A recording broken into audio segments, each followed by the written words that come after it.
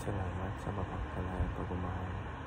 Welcome to our Daily Society Devotion. Ako po si Alexander Gomez from Batch 3. At ang topic po na tatalakayin natin ngayon ay, alam mo ba na pinapasahan ka ni Kristo? Ngayon po ang ating pag-aaral ay tungkol sa 2 Corinthians chapter 5 verse 17. At buksan po natin ang ating puso at isip sa magandang salita ng Diyos. Sinasabi dito na, therefore, if anyone is in Christ, the new creation has come. The old has gone, the new is here. Ay sa Tagalog, kaya kung nakipag-isa na kay Kristo ang isang tao, isa na siyang bagong nilalang. Wala na ang dati ng pagkatao, sa halip ito'y napalitan ng bago. Teaching number 1, being in Christ gives us a new identity. Ibig sabihin, kapag tayo ay naniwala at tumanggap kay Jesus bilang ating Panginoon at tagapagligtas, tayo ay nagiging bagong nilalang. Ang dating mga kasalanan nating pagkatao ay pinalitan ng bago. Isa ng anak ng Diyos, ang ating dating buhay ng kasalanan, kahinaan at kahihiyan ay pinalitan ng bagong buhay na may pag-asa, layunin at katwiran. Teaching number 2, being in Christ gives us a new legal position. Sa harap ng Diyos, hindi na tayo tinitingnan bilang makasalanan na narapat parusahan. Dahil kay Kristo, tayo ay tinuturing na matuwid.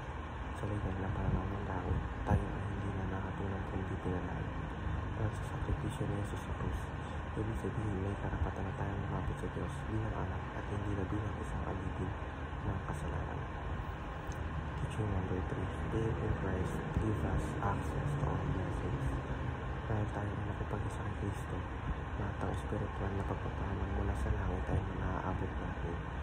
Hindi ito dahil karapat-dapat tayo, kundi dahil tayo ay nasa loob ng relasyon sa Jesus. Kasama rito ang kapatawaran, kapayapaan, pag-ibig, kagalakan at pag-asa ng buhay na walang hanggan. Application number 1, ask God's blessing in the name of Jesus. Kapag tayo ay nananalangin, alam natin na tayo ay pinakihinggan, hindi dahil sa sarili natin kabutihan, hindi dahil sa pangalan ni Jesus, kaya't tuwing mananalangin tayo. Gawin natin ito sa pangalan ni Jesus bilang tanda ng ating pananampalataya at pagkakaugnay sa Kanya. Application number 2, approach God through Christ's holiness. Hindi natin kailangan tarihin kaya tayo ay maging perfecto bago tayo makalapit sa Diyos. Sa halip na malapit tayo na may lakas ng loob dahil ang kamanawan ni Kristo ang siyang nakikita ng Diyos sa atin. Application number 3, appreciate God for our union with Christ. Araw-araw, dapat natin ang langin ang dakilang biyaya na tayo ay naging bahagi ng katawan ni Kristo. Hindi na tayo nag-iisa sa bawat tagumpay at pagsubok kasama natin si Kristo.